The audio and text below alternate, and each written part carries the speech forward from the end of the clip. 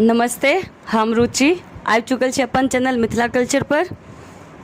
आइ हम लऽ के वहाँ सबसे नज़दीकी पूजा पाठ जे आबऽ वाला अछि जितिया पाबनि के बारे में। जितिया पाबनि 6 अक्टूबर का शुरू अछि, यानी कि 6 अक्टूबर का व्रत के दिन अछि। तो जितिया पाबनि में जते पाबनि करनिहार हेथिन से कथा सुनथिन। अपन मैथिली ब्राह्मण के कथा अलग होइ छै, हिंदी में किछु अलग होइ छै। तो मैथिल के कथा सुनल जाओ हमर माँ के द्वारा। अहाँ सबके लेल हम ई वीडियो बनेलहुँ हैं। जितिया व्रत के जे कथा अपन सबके मिथिला में चलै छै, हमेशा से परंपरा छै, जे सुनि कऽ हमसब बच्चा से एते बड़का भेलियै और जते भी आदमी छथिन सब अपन जीवन में सुनि कऽ एते बड़का भेलखिन। तऽ चलू अहाँ सबके सुनाबै छी कथा। एकटा राजा रहथि, हुनकर माय मरि गेलखिन। माय मरि गेलखिन, ओहि गाँवमे एकटा कुँवरव्रता रहथिन। दिन राति बारिश हुए, ओहिमे हुनकर मायके श्राद्ध हेतनि केना। तऽ सब आदमी मिलकऽ कुँवरव्रताके कहऽ गेलखिन जे अहाँ कोनो उपाय लगबियौ जे रौद उगतै आ हिनकर श्राद्ध हेतनि। कुँवरव्रता कहलखिन ठीक छै, अहाँ जहन कहै छी तऽ हम करब। ओ जाकऽ ओ जे सब होइ छै नियम से पानि पाथर लोह सबटा गाड़ि देलखिन। भगवानके कहलखिन जे हे भगवान, अहाँ रौद उगा देबै आ हिनका मायके सुख श्राद्ध भऽ जेतनि तऽ हम अहाँसँ बिआह करब। रौद उगि गेलै। रौद उगलाके बादमे हुनकर जे माय रहथिन मरल राजाके, हुनकर सुख श्राद्ध सबटा भऽ गेलनि। भेलाके बाद ई आब कहलखिन कुँवरव्रता जे आइ तऽ भगवान हमरा एहिठाम औता। तखन आब ओ की करती, अपन चेरिनसँ कहलखिन जे गाय गोबरसँ घर अँगना सबटा नीप पोति कऽ साफ कऽ देबऽ लेल आ 56 प्रकारके भोग बनौलखिन। पान लगा कऽ रखलखिन, खराम रखलखिन, जल भरि कऽ रखलखिन, हुनकर आसन लगा कऽ रखलखिन। सबटा केलाके बाद ओ अपने जाकऽ गोरहाके घरमे जाकऽ नुका रहलथि, जकरा गठुल्ला कहै छियै। ओहि गठुल्लामे जाकऽ बैसि रहलथि आ ओ सबटा देखैत रहथि। भगवान जखन एलखिन तऽ ओ सबटा देखलखिन, लागल हुनकर आसन सिंहासन, आर हिनका देखबे नहि केलखिन। भगवान अपन बैसि कऽ भोग लगा कऽ सबचीज कऽ कऽ चलि गेलथि। जखन हुनका बहरान पर गेलखिन, ओ पेशाब कऽ देलखिन। पेशाब जे कऽ देलखिन, ओहिठाम गेनहारीके साग भऽ गेल। ओ साग देख कऽ ओ जे रहथि कुँवरव्रता से हुनका होनि जे हम ई साग कखन खायब। ओ सागके तोड़ि कऽ ने ओ धोलथि ने किछु, ओकरा बना कऽ खा लेलथि।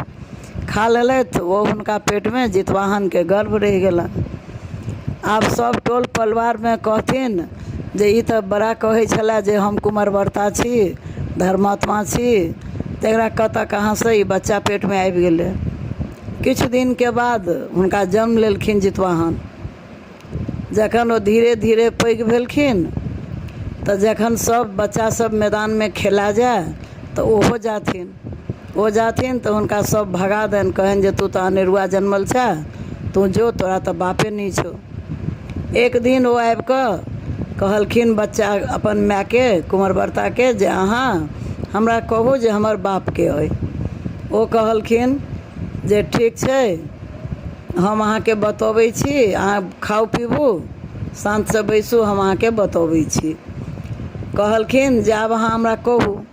कहलखिन हुनकर माय जे रातिमे जखन 12 बजतै तऽ अहाँ रस्ता पर चलि जायब, 3टा रथ होतै, अहाँ अगिलाके छोड़ि देबै, पछिलाके छोड़ि देबै, बिचलाके अहाँ पकड़ि लेब। ओ जखन अहाँके पुछता जे अहाँ के छी तऽ अहाँ कहबनि जे अहाँ हमरा कहू जे हमर बापके अइ। ओ बच्चा जाकऽ ठाढ़ भऽ भेलखिन, जेना जेना हुनका माय कहने रहनि, अगिला पछिला छोड़ि कऽ बीचवला रथके पकड़ि लेलखिन। पकड़लाके बादमे ओ बच्चा पुछलखिन जे आब अहाँ हमरा कहू जे हमर बापके अइ। तऽ ओ कहलखिन जे जाउ, अहाँ कहबै जे हमर बाप भगवान अइ आ आइसँ अहाँके नाम जितवाहन भेल। विश्वमे, भारतवर्षमे केओ जे व्रत करथिन जितियाके, निर्जला व्रत हैत, अहाँके पूजा पाठ कयल जायत, अहाँके जितवाहनके नामसँ जानल जायत। आ सब केओ निर्जला व्रत करथिन। कतेक बेर 4 बजेमे पारण होइए, कतेक बेर 24 घंटा के बाद में पारण होइए। आब दोसर कथा सुनू। एकटा राजा रहथि, हुनका 2टा बेटी रहनि। एकटा के नाम शिला रहनि, एकटा के नाम सियारो रहनि। ओ दुनू जखन पिता के घर में जन्म लेलखिन, धीरे धीरे पैघ भेलखिन। पैघ जखन भेलखिन तऽ सब सखी सब नर्मदा नदी में बैस कऽ नहा सोना कऽ पूजा पाठ कऽ कऽ जितवाहन के व्रत के निमित्त सब चीज कऽ कऽ एलखिन। तऽ चिल्हो आबि कऽ कहलखिन सियारोसँ जे देखियौ बहिन, सब लोग सब से ओहिठमा धार में पूजा पाठ करै छथिन, जितिया व्रत करै छथिन, अपनो सब करितहुँ। ओ कहलखिन ठीक छै करब, चलू। तऽ कहलखिन अहाँ तऽ, हम तऽ रहै छी गाछ पर, अहाँ तऽ रहै छी धोधर में, तऽ देखियौ केना की होइ छै। अहाँ तऽ सब देखबै, हम किछु नहि देख पेबै। ओ कहलखिन जे एहन नहीं होइ छै, चलू देखबै। ई सब चीज लऽ कऽ गेलथि नदी में। ओहिठाम से दुनू बहिनी पूजा पाठ कऽ कऽ राति में एलथि। दिन में आबि कऽ राति में अपन अपन जगह पर ओ गेलथि गाछ पर, आ ओ जे रहथि सियारनी से गेलथि अपन धोधर में। ओहि दिन एकटा तेली के माय मरि गेल रहए। ई जे रहथि चिल्हो से गाछ पर रहथि। ओ अपन धर्म से व्रत कऽ कऽ अपन चुपचाप आराम से रहथि।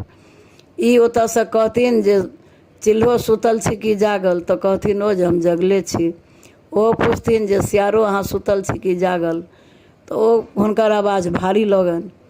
ई की केलथि, जाकऽ घोघ सब पानि दऽ कऽ चिता मिझा कऽ माउस लऽ एलथि। ई अपन भरि राति कटर कुटर ओहि धोधर में मांस खाइत रहथि। ऊपर से ओ पूछथिन जे बहिन केना छी, तऽ की कहू हमर तबियत खराब अइ, हमरा तऽ दाँत खटखट बजैए। भऽ गेल। ओहिके बाद में ई दुनू बहिन के पुनः मृत्यु भेलनि। मृत्यु भेलनि तऽ फेर ई राजे के घर में हिनकर जन्म भेलनि। जखन राजा के घर में जन्म भेलनि तऽ हिनकर नाम शिलावती भेलनि, हुनकर नाम सियारो भेलनि। ई दुनू बहिन फेर जे रहथि तऽ चिल्हो जे रहथिन तिनका 7टा बेटा रहनि। सियारो जे रहथि तिनका संतान होनि, मरि जानि। ओ कहलखिन जे हमर बहिन डाइन अइ, हमर संतान के मारने जाइए, ओकर 7 बेटा जीवित छै। एक दिन ओ राजा के बजा कऽ सत करलखिन जे अहाँ हमरा संगे सत करू जे हमर बहिन के बेटा के मरवा देबै। ओ कहलखिन जे ठीक छै हम करब। ई गुंडा तुंडा के बजा कऽ 7 भाई के बजा कऽ मूड़ी कटवा देलखिन। ओहि मूड़ी के चंगेरा में धऽ कऽ लाल कपड़ा से झाँपि कऽ चिल्हो के घर में पठा देलखिन।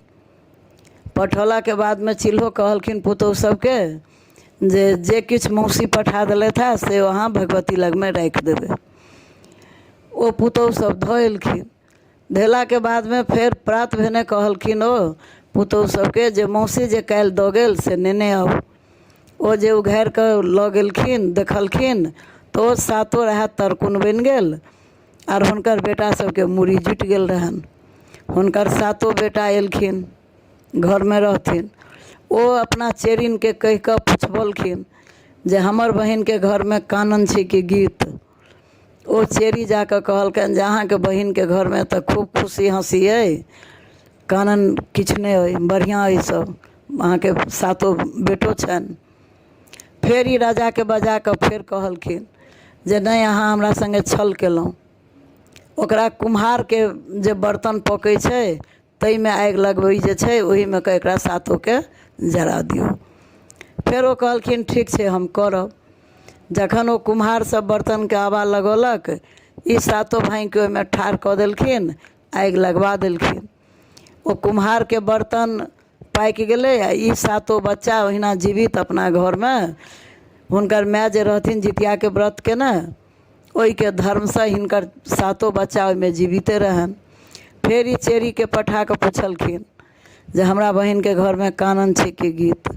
फेर हिनकर ओ चेरी सब कहलखिन नहीं अहाँ बहिन के तऽ 7 बेटा 7 पुतहु, कते हलहल फुलहल कतेक सुंदर है।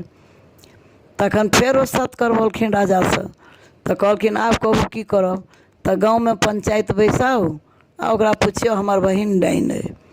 ओ कहलखिन जे ठीक छै। ओ जखन कह गेलखिन तऽ चिल्हो कहलखिन जे देखू ई पंचायत एना नहीं हैत।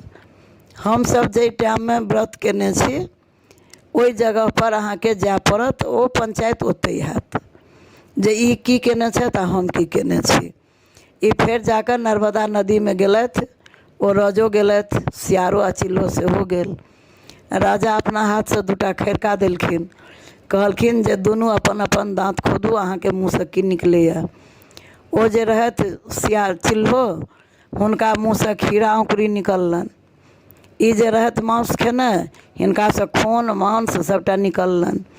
ओही ठान ई अपन सियारो के मारि दै छथिन आर अपन सातो बहिन के जे रहै छनि, सातो बेटा पुतोहु सबके लऽ कऽ राजा घर अबै छथि आर सियारो के मारि दै छथिन ओहीठाम। तऽ इएह छलै जितिया के हाँ, व्रत कथा। इएह छलै जितिया के व्रत कथा जे परम्परा भऽ रहल अइ आ सब आदमी सुनै छियै, बुझबे करबै जे ई अपन मैथिली कथा अइ। हमर चैनल पर अहाँ सबके वीडियो पसंद आबैया, नीक लागैया तो चैनल के सब्सक्राइब करू, लाइक करू, शेयर जरूर करू। जय मिथिला, जय मैथिली।